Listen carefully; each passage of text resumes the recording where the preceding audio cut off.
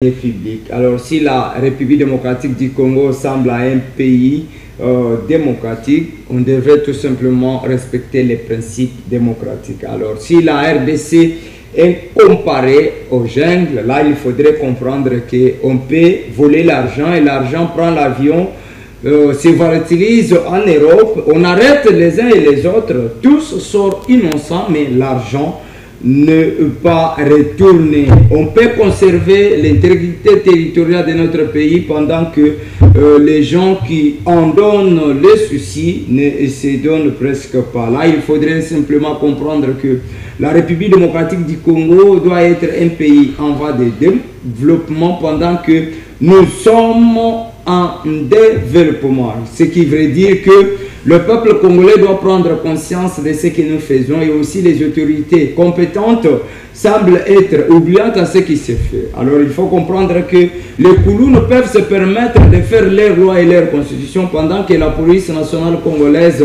se délaisse entre les mains des tracteurs, pendant que les tracteurs à leur tour semblent bouleverser le gouvernement congolais pendant que ce gouvernement est établi démocratiquement. En direct de Kinshasa, la capitale de la République démocratique du Congo, sur les antennes de Show TV. Mesdames et messieurs, bienvenue dans Katia Manaka Nabiso Parlons Congo. Merci à Bakongo Manibanso Baliko s'abonner massivement à la chaîne YouTube Nabiso et aussi sur nos plateformes de réseaux sociaux, notamment YouTube, Facebook, Instagram, et Twitter et aussi TikTok. Allez-y, comprendre, aimer, partager nos vidéos sur nos plateformes.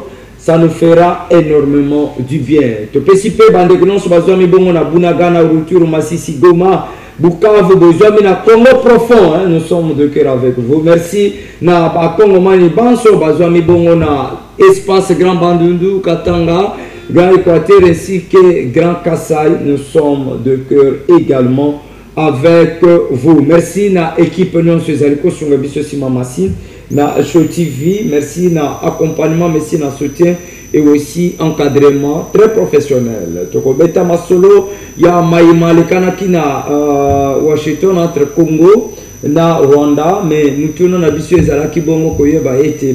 Est-ce que tu allais se retrouver? Tu allais se rassembler na accord au to décrit ya 2009, Tino Lelo, ba contenu nango et yebanakate. Alors, Baïka Baliko Kana été ba Kambi, notamment ministre ya Affaires étrangères, Aliko Koko expliquer convenablement Maïma Komani Kunate. Est-ce que c'est vrai? Tokobet appelle solo, il y a un dossier constant Moutamba, peut-être à Zongi qui a qui est retard. Qui est retard, c'est elle qui a reporté dossier. Est-ce que politique et côté na kati a dossier?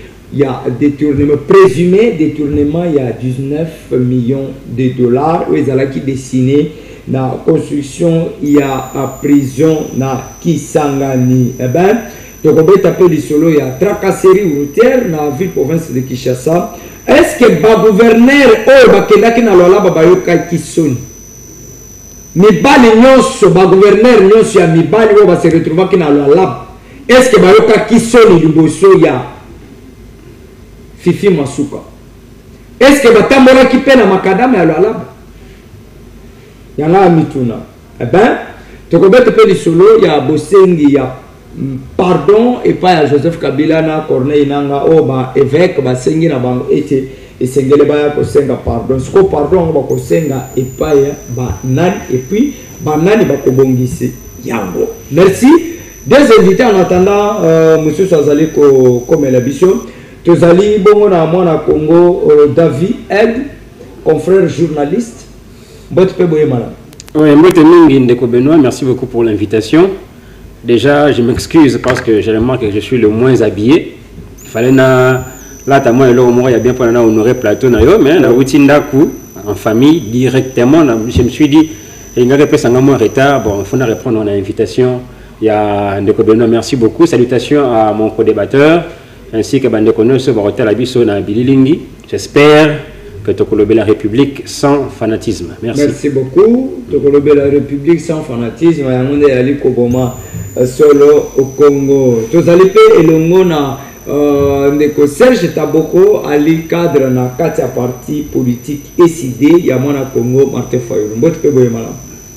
Mbote ndeko Benoît na pesi nzambe matondi pour permettre que tout le monde a lisuna mukona lelo malgré situation chaotique oyo mboka naso ali ko traverser kola sala bisongolo pour que tokoka kobima na kati ya situation oyo na pesi pe ko débattre mbote pe na banzi ke tokolekisa tango malamu pour ko apporter notre petite pierre dans l'édifice Congo qui est en train de sombrer. Sinon, ngonga ele kamalamu na banyi mboka nso bakolanda biso. Merci. Matondo mingi tozali toujours nayo. Toi tamé directement lisolo ya bosengi ya pardon oyo ba évêque basengi na Joseph Kabila na Corneille Nangaa. Sika mutuno na ngai zali ete pardon wana bakosenga epai bana. Bon, ça c'est sincèrement c'est générique. Moi personnellement, je n'ai pas encore suivi analyser les dossiers, mais oyo tozali kozila ezali likambo ya dialogue entre Congolais tozolenga processus de Kinshasa o tozali biso na décidé to bakisa kipe la muka le camp de la patrie. Bino dans l'actualité pour le moment parce que situation tozali na ngosiko eza situation 96 oyo ba ndeko de pesi ba pesa kipe makasi na ndeko fidèle pour que bako envahir passer le mal à cette époque c'était Mobutu. Dans les cas ceux qui Mobutu akei makambo so ekobonga to bako to vendre ensemble ndeko bakosa ki ba ndeko de pesi bakosa peut-être seki to vendre ensemble to bongsambo. Malheureusement quand ils sont arrivés ici la première victime c'était peut-être seki ba bengana ki. Alors nous on pouvait pas tomber dans ces jeux là parce qu'il y a des blocs ya ba ndeko bazali déterminer kasi on a même rapport dernier rapport ya ba espèce ya Nations Unies de bazali ko talisa implication ya na ba vérité ya Kagame pour na connexer mboka na biso na acteurs politiques musu batangi bango na kati kuna. Donc la majorité des Congolais sont unanimes qu'il faut faire un bloc pour chasser bref soutenir ceux qui ont pris des armes, chasser Fétisséké parce que dans la voie démocratique c'est impossible de chasser Fétisséké. Il a des velléités de conserver le pouvoir en violation de la constitution, mais aller même au-delà de 2028 parce que les jours Gomezo Koya, ceux qui Gomezo Koya Kate déjà Bazaki na centre Nganda, ils réfléchissaient comment changer la constitution. Donc il faut les chasser. Oui, oui. Je sais que peut-être ça ironie aux alliés journalistes monnaie n'amboko ebi que jour wana tant Gomezo Koya bande kwa Bazaki na centre Nganda. Bazaki jour déjà battu de pes. Bande quoi de pes na mususu. Nani notamment. Mais bah cadre tout de pes na pesi lokola. C'est un plateau. Na pesi lokola ndeko nangai mettre pinda mbote mutabande ko tchola bakwando sala ba direct azoko tchola ba congolais pe ko ba même normalement na ozana na plateau ko ba même ndeko papa na biso kadina mbongo abi je pense pas qu'il va nous maudire ici parce que c'est ici que nous sommes en train de réfléchir le devenir du Congo. Donc des jours où on est jour gomme bande ko après tout le monde balongola ba chinyoso alors bato bazali déterminer qu'il fallait ko bengana ndeko fixe na lolengi wana lo biso na bouche autorisé par président Nabiso Martin Fayoul to mona ki nzela wana ezali nzela ya malamu te parce que ceux qui sont ndeko Kabila za makasi ndeko Katumbi za makasi ndenge ba fanatique ne bazoloba ndeko Fayoul pe za makasi ndenge biso tolobaka to ko sepela ke to sangana to sali même révolution populaire ça dit peuple télé pour ko benga ndeko Félix mais akozo minduki pona ko boma ba congolais to benga na ndeko Nabiso mususu na pouvoir au peut ba résultat en 96 aujourd'hui on parle de plus de 15 millions de morts, on parle de plus de 8 millions de déplacés internes, plus de 2 millions d'enfants qui souffrent de malnutrition, c'est des situations chaotiques. Donc je ne sais même pas comment dessiner un peu ce qui se passe dans notre pays. Nous sommes parce qu'on a voulu faire partie un méchant. Au bout de parti, voilà la situation. Alors on a fait Tshisekedi habite à la danger.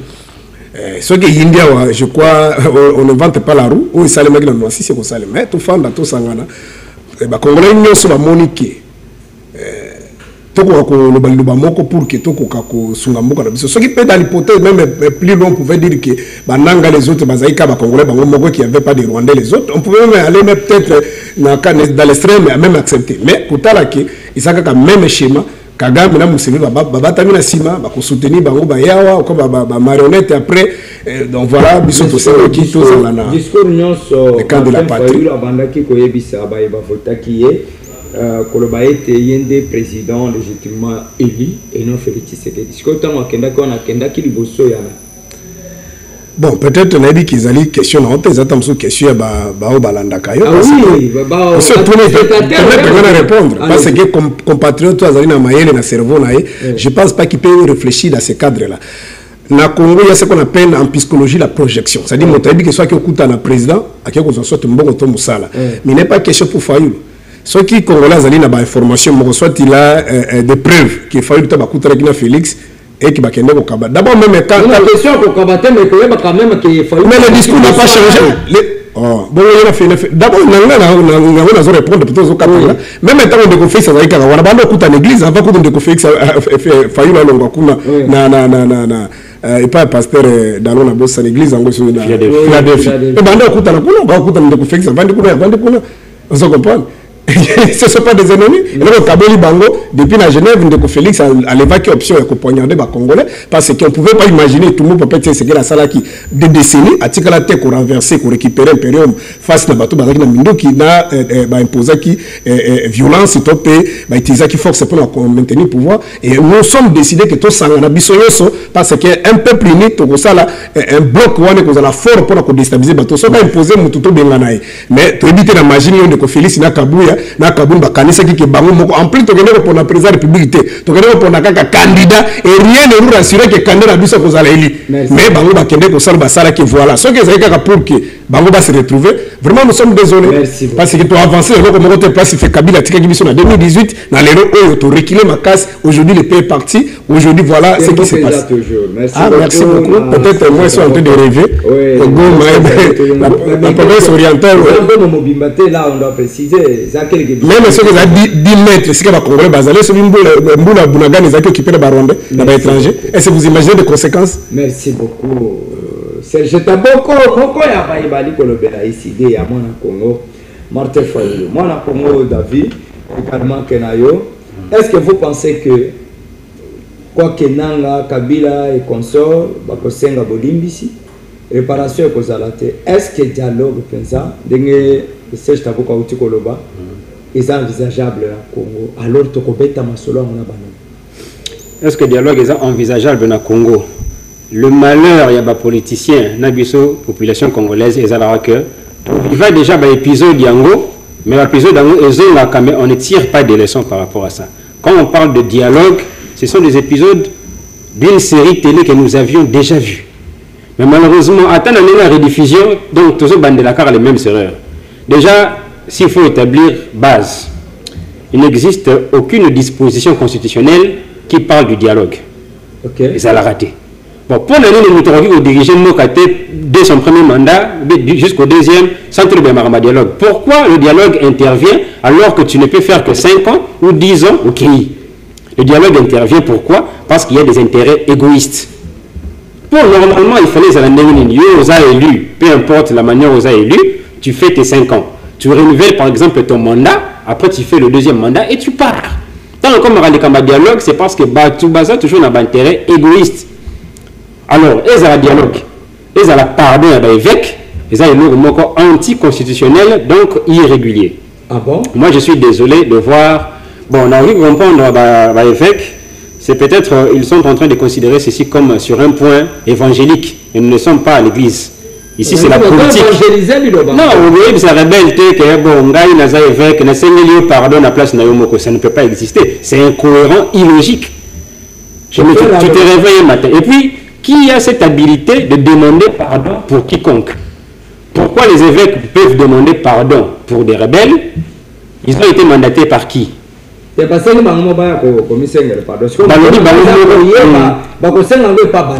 déjà, Papa Nangaï. On les a dit, moi c'est outil qu'on trompe mon bal et après il voisin aux autres bas. Bon, na sengi yom tu tromper mon bal et on la parole pas mobile là non. Si toi-même tu n'as pas cette initiative de venir demander pardon, nous t'aurais réparé la place non déni. Et là on a kindoki papa.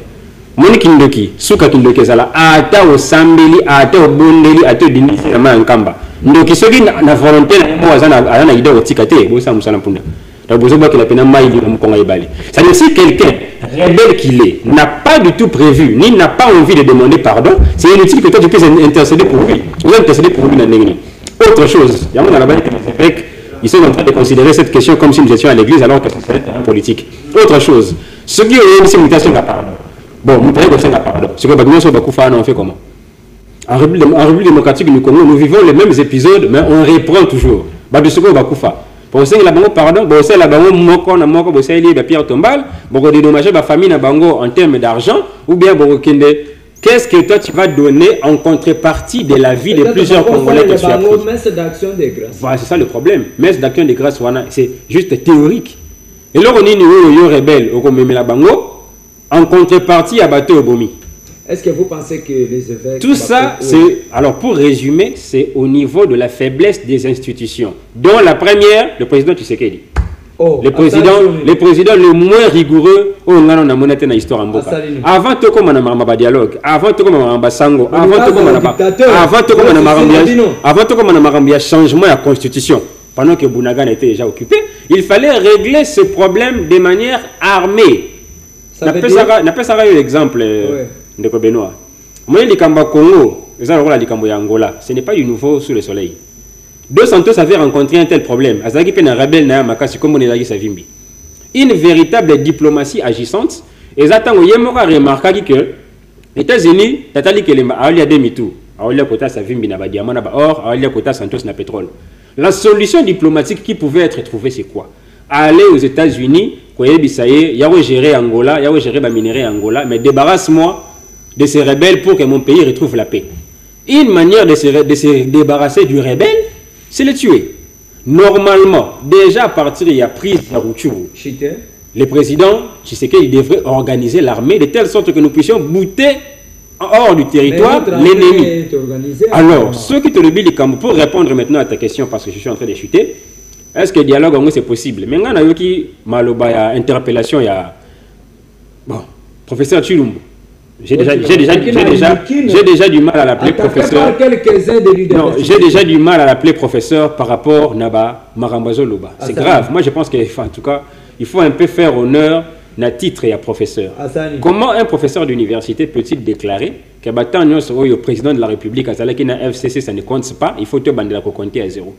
Et d'ailleurs, pour ne pas rester sur le sujet, hier en disant cela, à préciser qu'il bien à lobby, on a un cahier de charges autre même en dialogue, c'est-à-dire que indirectement, alors déjà qu'il y a eu des pèses dans l'union sacrée, ça d'accord pour le dialogue. Merci beaucoup. Simona Congo, en direct de Kinshasa, la capitale de la République démocratique du Congo, sur les antennes de Show TV. Émission Nabino Parlons Congo. Notre numéro est là. On a un petit souci avec le téléphone, mais il serait mieux de nous écrire ou appeler normalement, ça doit nous permettre à une participation active. Ndekose Jetaboko, accord RDC Rwanda, une réussite diplomatique agissante de la part de Tshisekedi. Est-ce que le Congo a gagné? Merci beaucoup Ndeko Benoît, me permettre, je crois, l'autosape belete tabsomomi balé. Allez-y. On a révélé na moki après na koya na question tourner accord na makamande kolobi. Quelque part, je peux le comprendre, c'est comme s'il a un esprit innocent. Il parle comme tout le monde. Quand on soutient le régime, on dit photos à la... Bon, les termes qu'il a utilisés. Il parle comme innocent, ça je peux le comprendre. Mais si réellement il est journaliste et qu'il fait des analyses profondes de la situation en Bokanabiso depuis 60, il ne pouvait pas analyser de cette façon-là. Ceux qui vous essayez de jeter un coup d'œil dans l'exposé des motifs de notre constitution, comme on a cela est repris. La constitution a eu des principes qui partie prenante dans San City. Malgré que poste de transition. Et il est dit ceci. Parmi les crises qui traversent notre pays depuis 60 jusqu'à aujourd'hui, notamment, c'est l'illégitimité des animateurs des institutions. Là où il m'a choqué, c'est lorsqu'il dit que bon, Moutoussa a le pouvoir, tant de manière qu'il a obtenu le pouvoir, Batika sa mandat de Mokoton Ibale. Azobo Sanake, je suis en Moka, Jean-Jacques Rousseau parle de contrat social. Contrat social, il est un courbanine. Tout le monde qui est dans le système, bon, tout le monde dans le système monarchique, tout le monde qui est dans la démocratie. C'est-à-dire quoi? Parce que le système monarchique, Moutoumoko Boazo décidé de faire bateau bazali na bazali, basige nae. Si on a décidé le lo bazo kunda mwana roi na 10 personnes, Moutaoutou na azalite Moutoupa okanga bazalité, justice peut ezalité, yende justice. Mais tant qu'on dit que démocratie, et le souverain, c'est lui le peuple. Pour les cas, c'est l'article 5 de la Constitution. Pour Kambabato, il faut avoir la légitimité ou un peuple via des élections. Si le contrat social est le droit na biso, na ba devoir na biso ton ndimi ko tiango liboke ne sika moko to benyango constitution na ba loi secondaire ezali émanation ya constitution siko po moto koma na capacité ya koyeba ko agir au nom ya constitution pe na ba loi na ça dit ba benga yo mokambi ya mboka ça dit faut zo mandat à peuple. Maintenant, il y a des gens déjà placés dans le bic et à tous ceux qui ont bongo l'essentiel à ça maintenant les moko. Et les Kolobani depuis 60 qui n'ont moins à part ma première élection à 60 où ils avaient un système démocratie parlementaire au Lumumba et les autres babima qui n'ont qu'à Kasavubu, il n'y avait pas de contestation. Les élections étaient transparentes parce qu'ils allaient qui suivaient par l'homme blanc, bah ça qui m'a sans problème. Mais à part l'élection à Tina Moya Lelo, on est les caca. Et ils allaient depuis un coup d'état Mobutu Tina Moya Lelo, ce sont soit un coup d'état militaire, soit un coup d'état institutionnel. On se comprend. Ça dit soit tu vas passer Minduki, va benga nous na kati wana vandi wana, yozo benga ngo tika eta na ya sala. Oh monta si Minduki, Laurent Désiré Kabila, ceux qui peut-être babu makhete papati le longa za pouvoir na benga na. Awa nani oazo nyoko la biso lelo Kagame. Banda ya na coup d'état il sangana na benga na. Museveni banda na coup d'état benga na. Ça sous tous ceux qui ont pris des armes il sangana na benga na ba. Et lorsque vous estimez que oazo azawa naza, ils organisent les élections. C'est pas élection. Mobutu pas de ça l'élection, on a 78%, 90%, ça c'est pas élection. Vous comprenez un peu? Parce que Jésus soit gagné comme ça l'élection dans Moko, je ne pense pas que Jésus a 90% et on a battu Moussou pour contester. Vous comprenez? Martin Fayot. Te nazoloba kozo ona ndenge ya comédie te nazoba ki ya d'autres chèques tozana mboka ote kozo ona ndenge ya comédie toza journaliste munene na loba na sens que na makamba Jésus ça dit nous avons ba te bazali bato bandima ko makamba nzambe te bazali tozana bato de guide noir tozana ba mizima ta bato belo ba kuboya peta mtu Jésus mais ko la majorité ba kongo bazaba chrétien kozo mais kozo ona quelques pourcents na sens ne na za ko c'est juste un figure de style de pona ko talisa en dehors de ça à part ba coup d'état militaire il y a ce qu'on appelle des coups d'état institutionnels lokola ba élection Kabila organisé ndenge ya Mobutu ndenge ya Kabila mais moto organisé ba élection ba Igo Tanzania so ba organisé ngo banga kufa te voilà comment ils ont laissé un grand trou dans la famille wana même bana ba ko premier ba kufa jour wana on se comprend to sali ba élection na Mulunda un alibi tazo promettre adversaire papa c'est que de kolela munoka mboka et papa pas le munoka mboka ba c'est clair na limitaire pas d'entrée pas de sortie et se comprendre to sali ba élection en 2018 oyo lelo Denis les saiko de kokobisa biso ke mutu wana nanga azaki na ye mutu ya église de réveil te mais quand quelqu'un est passé dans les médias bango tout va passer dans l'église de réveil va dire que non c'est cette fois-ci le premier tour c'était pasteur catholique deuxième tour ezala qui protestant tout le secours biso ba réveil quand Denis les nous dit que non c'est un petit monsieur que bato to sala ke mikanda butu kizami na kuta boyaka et aujourd'hui lorsque nous parlons ici il a pris des armes de milliers de jamais vous comprenez ce qu'on a gagné l'élection. Oh, quand à l'équipe de la télévision, c'est Félix qui a gagné les élections. A fini même Bassang Bazama était. À Kentin a conseil de sécurité que c'est Félix qui a gagné. Aujourd'hui, il y a un les cas où tu as donné une interview dans Sénat Blackman. A dit c'est pas Félix qui a gagné, ainsi de suite. Ce qu'on a gagné l'élection, tant que journaliste, ça là, et nous qu'on va bouer. Lorsqu'on n'atteindra pas un jour d'organiser de bonnes élections, les alliés magité, Bassala qui a Zambie, Tanzanie, Madagascar, l'élection est non contestable. Ceux qui il y aura toujours des troubles. Parce que lorsque vous ne voulez pas respecter la volonté populaire, les autres soit utiliseront la force. Maintenant, la conséquence, c'est quoi? Je suis d'accord à côté de l'objet qu'il a fallu que Félix ait utilisé violence pour Akokako, mais lorsque vous ne parvenez pas à utiliser la violence, et que vous n'avez pas une armée capable de conformer l'article 187, et le gouvernement sous sa disposition a une armée pour sécuriser le territoire de la population. Et c'est encore une vidéo dans la vidéo. Moi, dans 5 ans, violé. Moi, dans 5 ans, si on y a sur bas site côté, est-ce que tu peux imaginer? Est-ce que vous imaginer ma parent? Vous pouvez imaginer les jeunes qui ont accès à la télévision, au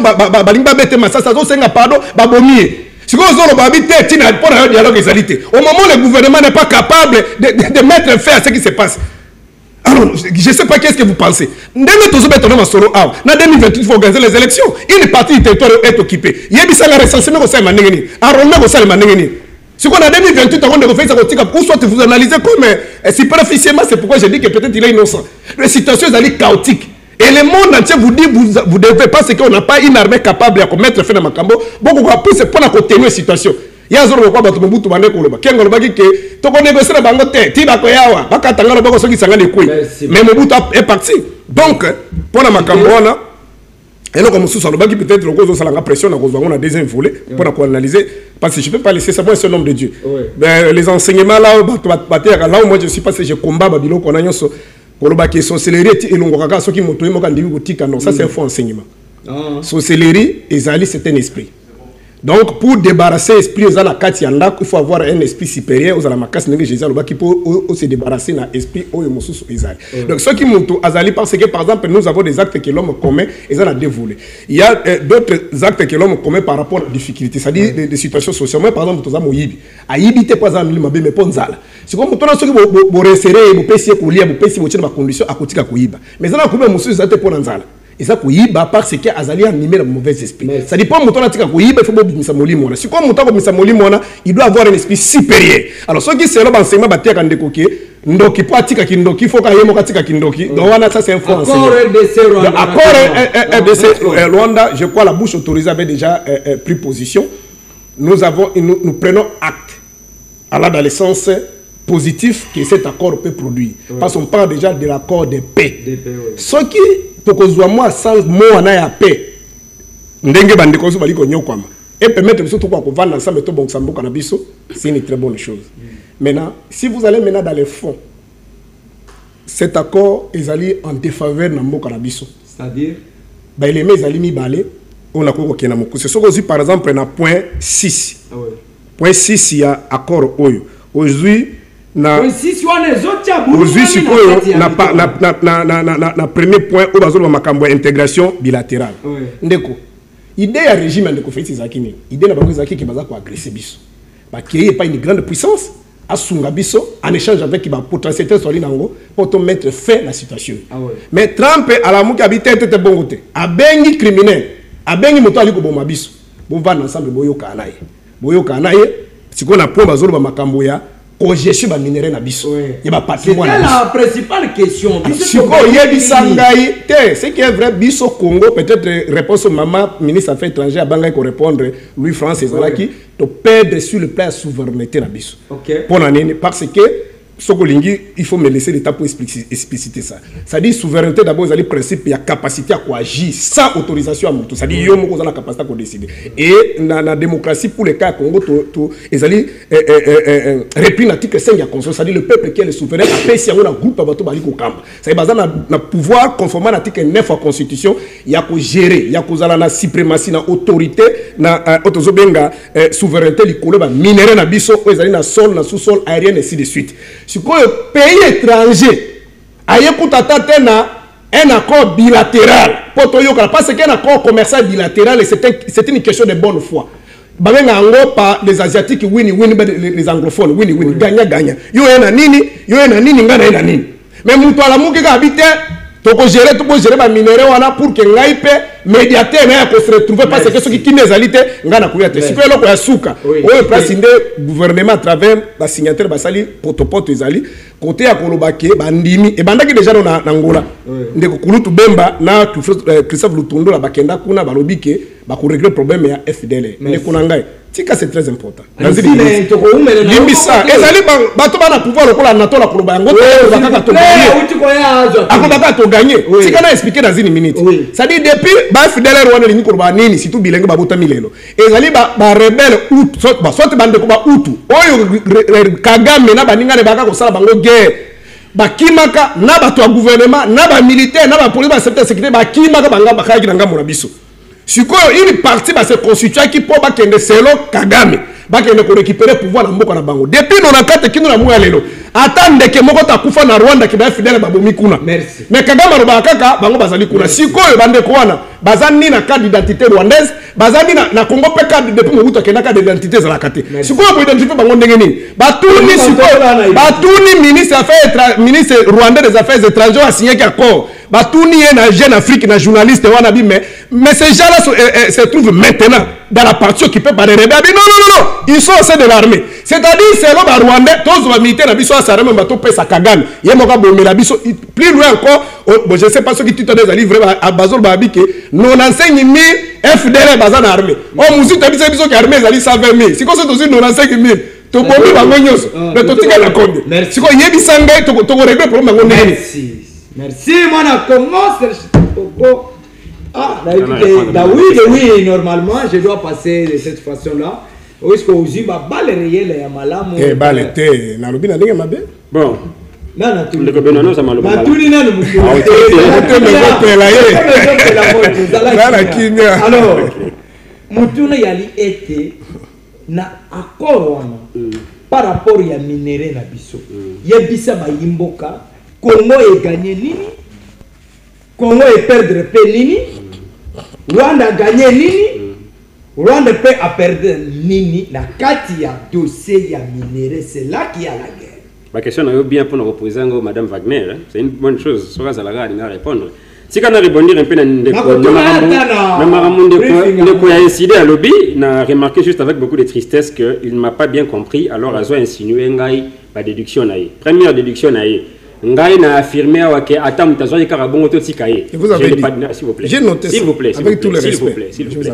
Alors bien Ngai n'a le bien que mutata a dit bongo autotikaye. Même mutuso a dit bongo. La première personne où il y a autotikaye, c'est Martin Fayulu, non? Pourquoi je l'ai dit? Parce que si quelqu'un a été élu par des élections par des élections contestées, la seule voie prévue pour lui opposer dans la Constitution, c'est la voie de l'opposition pacifique. Ce qui m'attaque aussi Maminduki, peu importe sa motivation en disant que Tshisekedi est mal élu, ce aussi Maminduki tu es directement à condamner. Ok? Moi je n'ai pas soutenu ici la manière il y a comme un président en langue frauduleuse. Non. Dans le Baïkar, on dit que Moutou sera commis président. Malgré les mauvaises conditions, s'il faut combattre, c'est par l'opposition pacifique et républicaine. Et d'alors, ce qui ça ne marche pas, na dialogue. C'est pourquoi je l'avais soulevé que si chacun de nous acceptait à ce que le président défait à l'Andela-Bamanda Naye Tinasuka, on ne descendrait plus dans le dialogue. Donc, comme on a un dialogue, pourquoi? Lorsqu'il y a une pression d'une opposition militaire, je ne sais pas si on peut l'appeler l'opposition, et une pression d'une opposition ici républicaine en Mboka. La preuve en est qu'en 2016, Ndeko Etienne Tshisekedi paie à son âme ainsi que Ndeko Martin Fayulu, alors que Kabila Koma qui fait mandat, c'est à travers un dialogue, c'est là qui est l'établi il y a 2 ans. Ok? Côté alors, au condamné, parce que Etienne Tshisekedi et Martin Fayulu, que Kabila, peu importe la manière où Azala qui est élu, tout va les 2 ans. Vous n'allez pas me condamner, vous allez condamner aux acteurs qui étaient là. Deuxième point, dialogue. Dialogue ne peut être conçu que comme plan B, si je peux dire. Mais la voie légale, c'est que si tu es élu, tu termines ton mandat et tu pars. Si on comme dans le dialogue, c'est ce qui ramène maintenant les pays dans un éternel recommencement. Donc je n'ai pas soutenu, mais j'étais en train d'évoquer les faits. Il a touché un point de la doctrine, il a complété. Non, vous ne pouvez pas effacer directement que Moutousso Razan Kindoki pour nous délivrer en gros.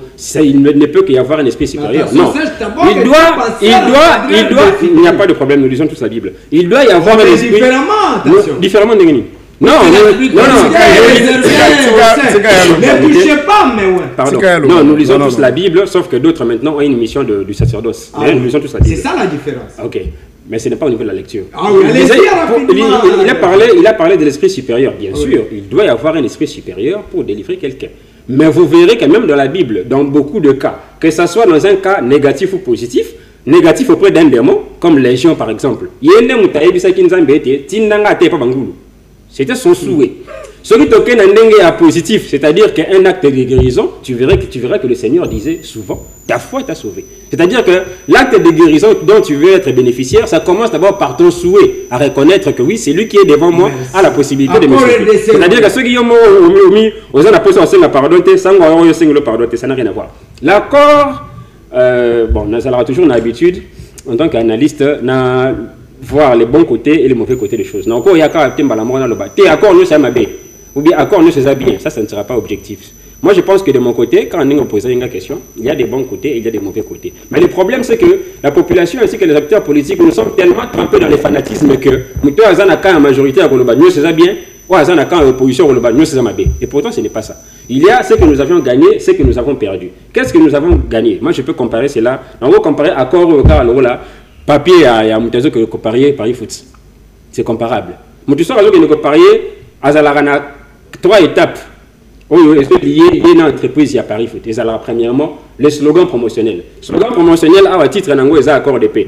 Au moment où Paris Foot va commis bêta au longa ou bien bêta au futa. C'est écrit accord de paix. Merci. On ne te dit pas on ne te dit pas quand est-ce que tu vas avoir la paix. Nengue, Madame ministre Alobaki a dit quand tu vas avoir la paix. Deuxième étape, et ça c'est quoi une concession. Vous avez un match à 2 millions, mais on mise nini pour na winner à 2 millions. Merci beaucoup. Troisième étape, nous suko eza likambo ya ba condition. Bien sûr, tu miser minéré. Bien sûr, comme bénéfice toujours cessation des hostilités. Mais le problème est que suko ke monguna suko yepe aina nini. Merci. Arbitre. Pour nini arbitrer match na biso suka azur cette stade. T'as 5 mois de côté. Trump se bat, il se bombe le torse en disant toujours va marcher belé. Nous avons des arbitrer vite à Iman. Après recette à stade à Kenango. C'est ça. Mais bien sûr. Merci beaucoup. Donc nous avons gagné et nous avons perdu. Je pense qu'à ce niveau-là, il faut que nous puissions nous mettre d'accord pour que tous nous puissions accepter que ne pas perdre les cambros, tous à la vigilance, de telle sorte que après tu sais qu'il y a après Trump. Merci beaucoup. Tozongi un peu na régie. Avant de passer au Congo, maître Anatole Kanoumani Maloba. Bon, balancer les bisous images. Il y a un complexe scolaire les racheter. Babenga Kibisho. Moi, na cadre wana to sala moi honneur wana puisqu'à la kiti comment akokambambo ça je l'ai dit. Moi na yo. Ah oui, je vais voir comment Kokambamboka, puisque a récité a commis, moi, dans la scène maternelle, mais du professionnalisme, en Angambo, il y a les racheter. Faisons une régie.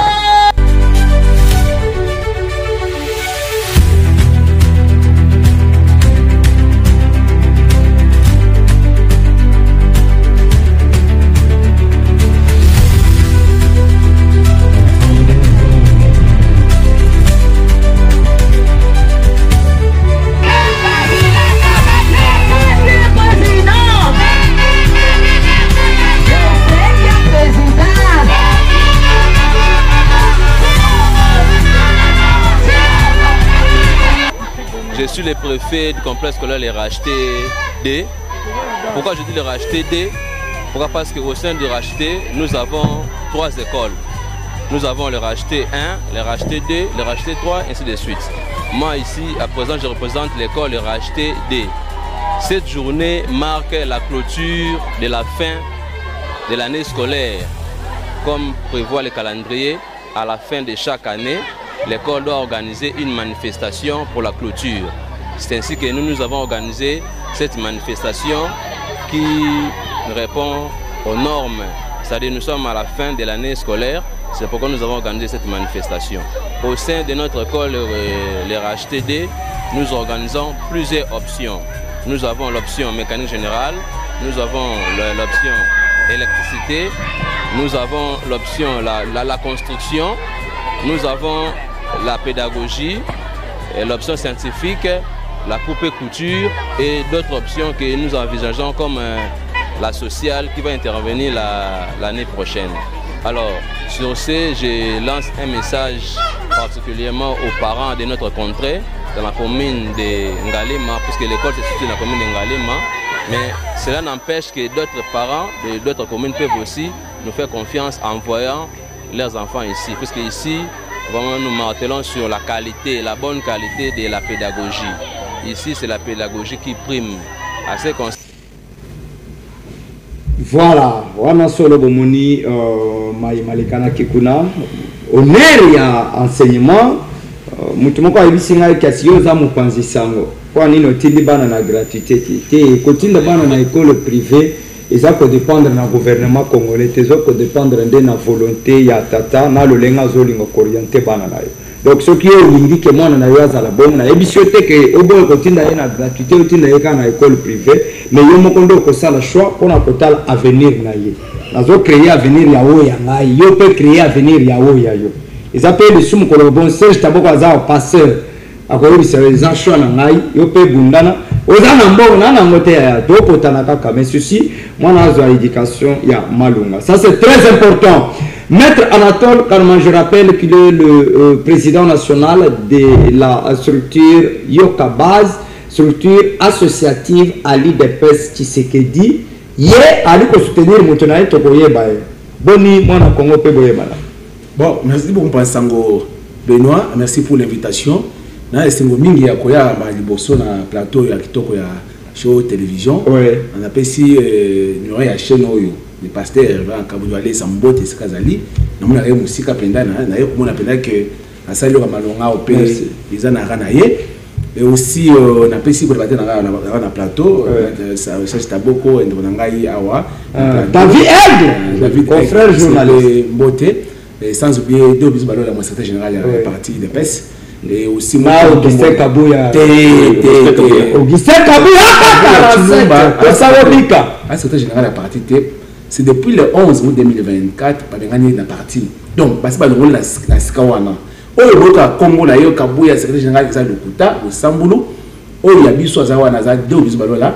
Même ceux qui m'ont mangoli azobo kolonga la partie comme ça té tout ça na biso na de bana tu sais que bali ko bunda bangwa na profiter na micro na yo na wiki ndeko na ngai Taboko wa rapidement na la RDC ya ki Sambulu moko clip na moko na yo tu ko taka mbala moko la bino non na kutika te makambo ya election yo et surtout to bosana kala Martin Fayulu ata gagner election moko na biso ta ile ko moko te mais ndeko yo Taboko na pikisa makambo na pesa ye na pikisa ye dans le belé la ligne de Konanga tika mozida wala ya élection président eli Martin Fayulu tika nzela wana ye moko asa connaître que fait ces archives na ye akay ko tumbela s'il vous plaît akay ko na chef ngai mais écoutez tant va senga ki ba ya maye ba miwa na présidence azaki na palais de la nation oui assez azaki souffler politiquement Martin Fayulu assez si là déjà mais tant ba mié a mati pétalo parce que azaki aussi là déjà.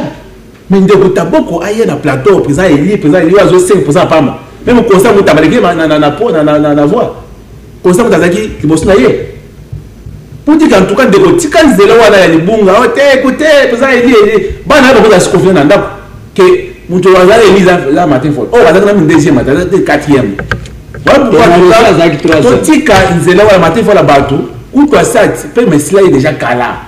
Atika politique kalabina bossa na politique. Ah non, s'il vous plaît, il y a un terme. Mais la émission vérité, de Konanga Martin Fayulu c'est là déjà. Albino non, nazo kala bossa lo ba na ngai. Moi betia ko répondre la question te ka. Mais nazo connaître. Pour dire que tant on a eu qui azo le biloko e belé zo ganga zo dans albino non, faut na recaler de quoi. Merci. Accord le respect tazo la plateau, aye ba été sur la président Moko. Fait santo est-ce que Chilombo, le président de la République. Merci. On accord biso ya paix en tout cas. Donc il faut le panaï. Mon bateau ya ici de sincérité. Bien ne pas sincère. Pas sincérité. On est bateau yo. Parce que ça na vraiment monter matin. Na c'est ba bon monter matin déjà. Mais on matin dans de na pasteur Taboko. Ça na ba bleu na kalawana. Oh. Tant ba mal pas chez les habits non awa. Et c'est na de pèse comme le moko. Ça va. Tout na yo sacré la nation. Ah bon? Moko. Oh, ça comprendre que na plateau. Ça na le na ko maka ba opposition. Donc si bien la muka mbala moko na ni sacré. C'est une consultation, on a été consulté. Non, Martin va être consulté par Ebera de Colomela. Oh non, Martin Fayulu qui n'a quitté. Mais c'est que l'État a recevoir Martin Fayulu, c'est une consultation. Tu vois, Basolona Kayamba. Au monité de la place là, Ebera la Zagouane. Ebera du conseil Ebera. Mais en tant que conseil spécial en matière de sécurité à Tata Moussa. Et c'est là-bas, il y a une question de sécurité. On peut, disons seulement, pour dire ceci, Isaïki, pour l'Angaya, pour le analyse sportive, pas comme il dépasse pour le moment, pour l'Anatole, Martin Fayulu, on a vu qu'il faut passer, pour qu'il répondre, ndenge abengi ye moke na yaka na moyo ba bangai pour le tika makamu pour dire que na koro de ngai sur le plan international les états en tant que bassijens internationaux bango bana ningisa ku signer ba accord. Moi je appelle ça un des traités de paix. Parce que quand vous lisez la Constitution de Vienne de 1969, article 26, pas les accords, signé entre le parti. Merci.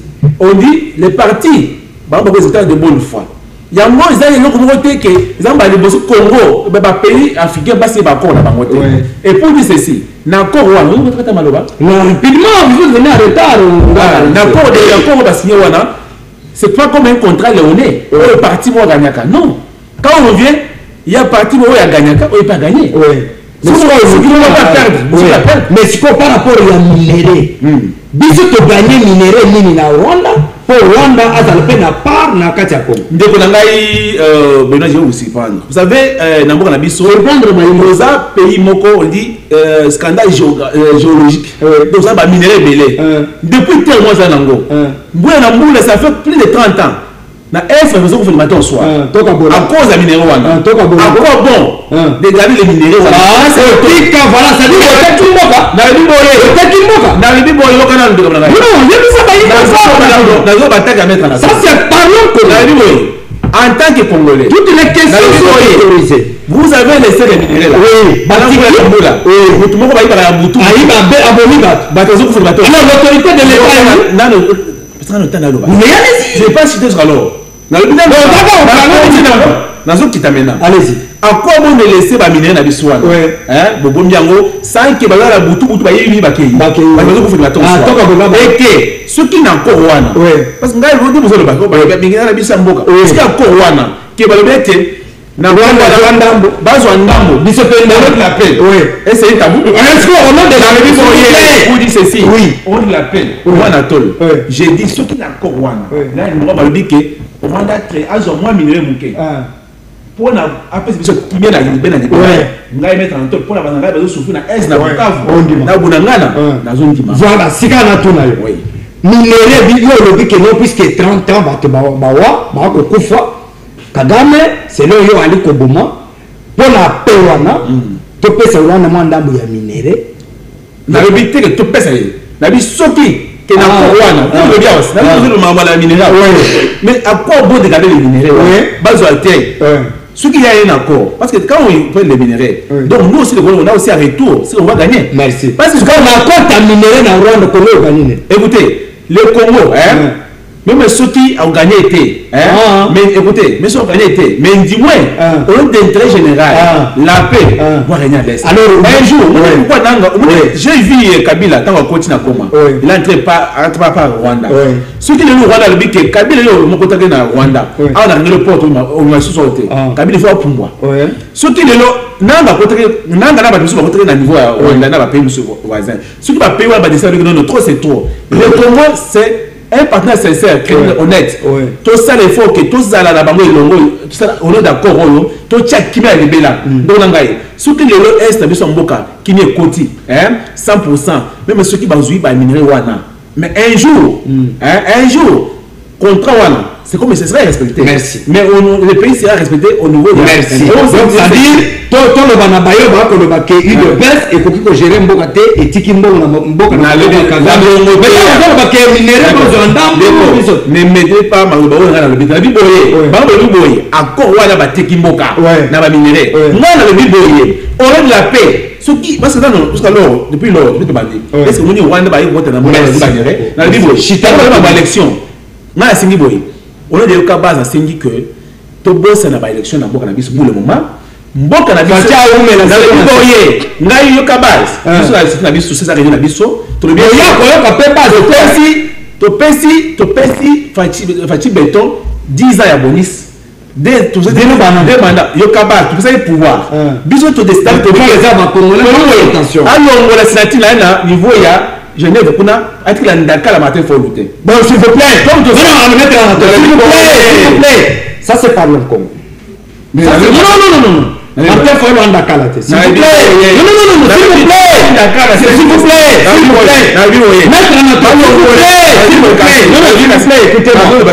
plaît, s'il vous plaît, Obi émission est bien au Kala.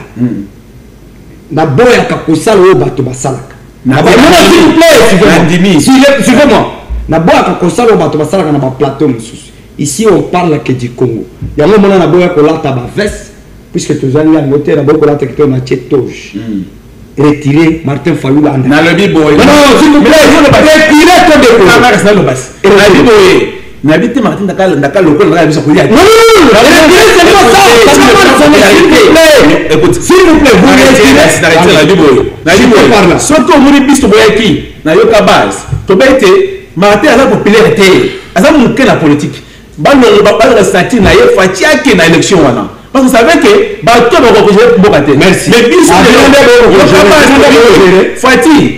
D'habitude, qui est dans la biso. Encore eux, ça pour la qui n'a libéré là. Merci. Il y a un bateau, maman Trasalo. À ça 10 ans. Je suis comme maman. Ah oui, mais comme ça, à biso qui n'a libéré là. Sur quel pays? Biso t'as l'habitude. Merci beaucoup. Peut-être un journal au Kabouya pour remplacer Bako dans la Dauphine. Non, Kabouya va partir. Non, écoutez. Kabouya c'est une incompétence. Merci beaucoup.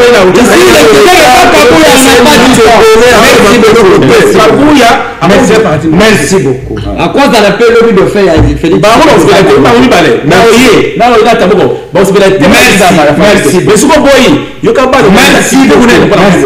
À cause de merci, maître Anatole Kanouma. Je rappelle que Ali, président national, il y a Yoka Base, structure associative Ali de Pes Tshisekedi. Ata Kabouya a commis de faire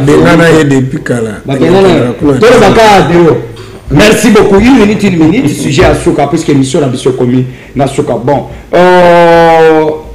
Serge Taboko, puisque aujourd'hui, moi, attaque Mingi, et pas un maître.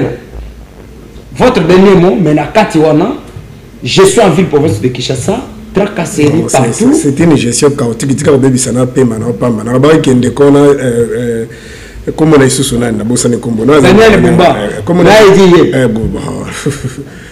il y a ça comme on a mis solo à changer un bon. Bon, tant on a landé na top Congo, on a découvert l'Imbisa, il m'a repéré l'Imbisa Soka Rolanda. Normalement, qui m'a commandé de quoi on va commettre qui va commettre. Et je suis pas sûr qu'il ne condamné. On a landé na top Congo, on a payé ça, on a projet na et ma kamba ko ça.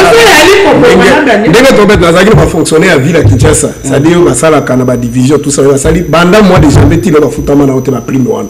C'est-à-dire eux baza coûte ba matriculer la fonction publique ba coûte ba cause attends le foot. Mais ce que baza ba nouvelle unité ba salle à Kanaba niveau ville. Depuis janvier il va foutama. Aussi ko yebisa na ndio na libane na congolais na lingina na zo nyoko la Congo. Merci. Bon, si ko tina kokota masolo les ali kuna te.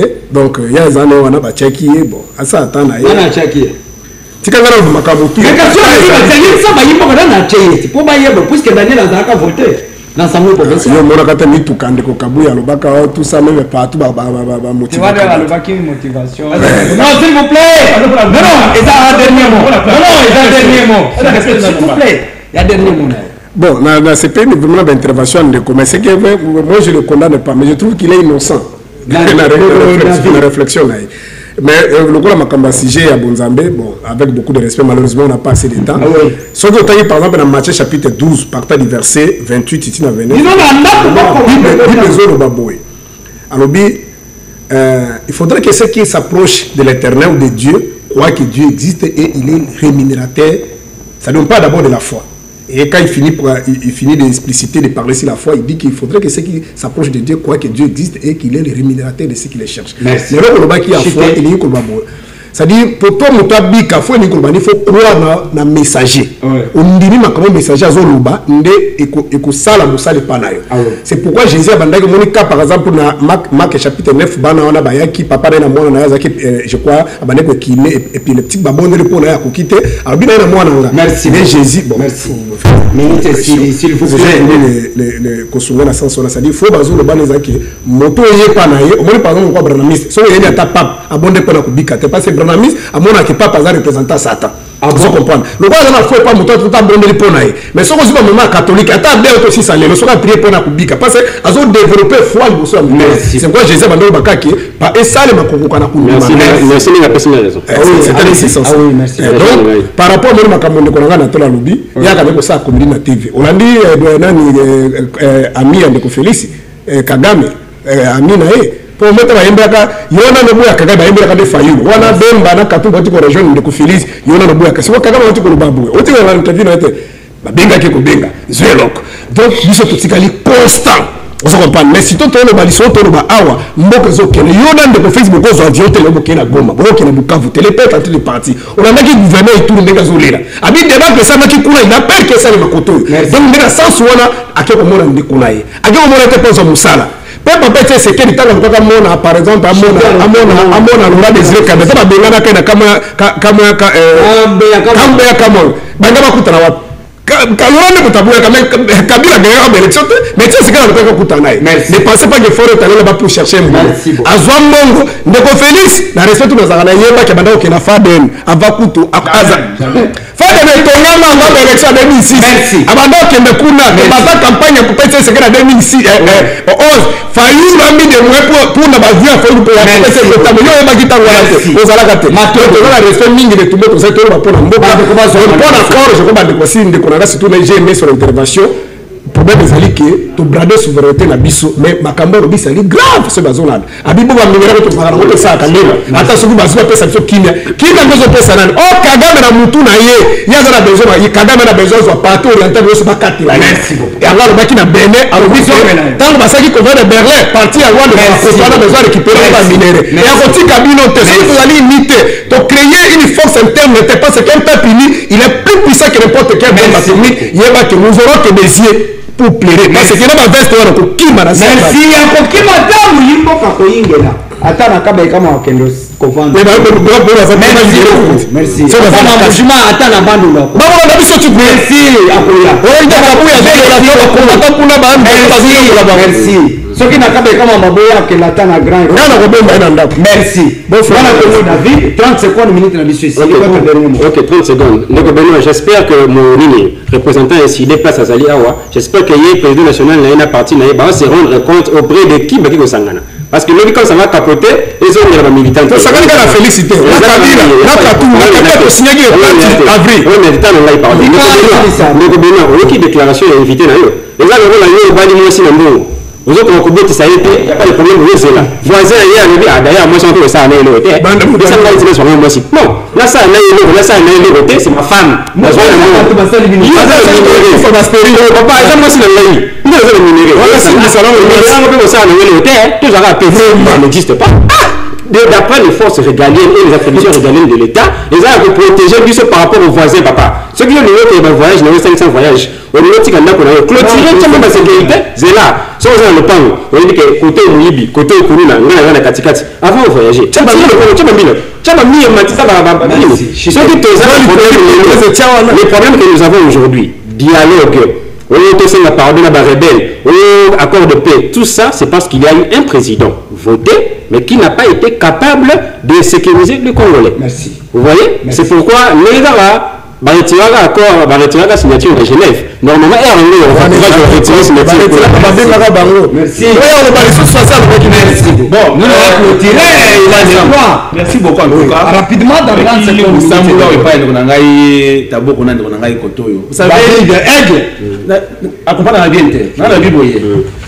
la paix avec le minerai. Les gens mettent du matin au soir. Parce qu'on fait du matin au soir. Vous avez la minerai là, pourquoi on a sauvé le point? Parce que attends, il y a point 6.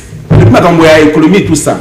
Et à lobby, à chiter, à lobby, que tout est une bonne avis, on va minerai la biso, non. Comme ceux qui m'ont dit que les minéraux na kati wala ceux qui allaient. Ceux qui sont conditionnés. Oui, la zone est conditionnée. Les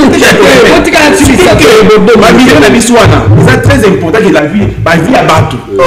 Beaucoup de fois. Tous les minéraux tout bon balanda. C'est pour parler.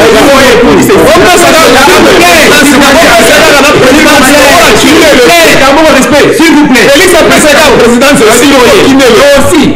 Merci. Chita rapidement. Les clients vont être mon corps. Bon, bah, il pas pour la vis maquille.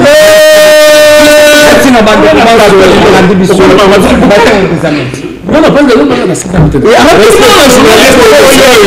Bomba, il n'y a pas des arrêts de moitié. Il y a eu avant-hier, il y a eu une réunion. C'était hier, je pense.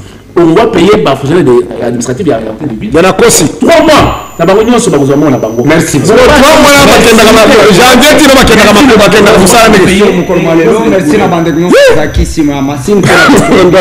Merci à l'équipe Mobimba Show TV. Émission à la rediffusion à partir de 23h sur Show TV. botikala malam kolandi samana programme na biso et aussi lobby tokoyingela na isika et à partir de 14h avec d'autres invités et une